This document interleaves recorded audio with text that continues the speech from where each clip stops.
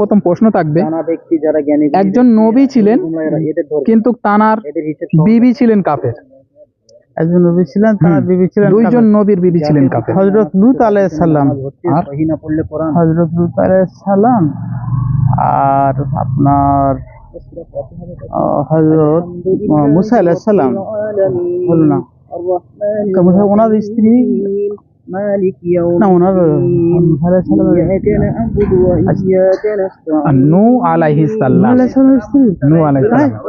আচ্ছা আচ্ছা, তোমার জান, হ্যাঁ আচ্ছা, একজন নবী ছিলেন, লাঠি দিয়ে ভর করেছিলেন, কিন্তু তার মৃত্যু ওই লাঠির উপরে ভর করে থাকা অবস্থায় মৃত্যু হয়েছিলেন, কিন্তু তিনি দীর্ঘ বছর বেঁচে ছিলেন ওই অবস্থায়। হযরত সুলাইমান আলাইহিস সালাম। আলহামদুলিল্লাহ।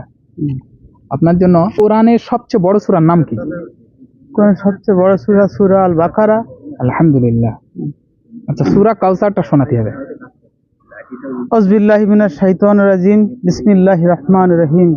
ইন্না আতাইনাকাল কাউসার ফাসাল্লি লিরাব্বিকা ওয়ানহার ইন্না শানিয়াকা হুয়াল আবতার। আলহামদুলিল্লাহ।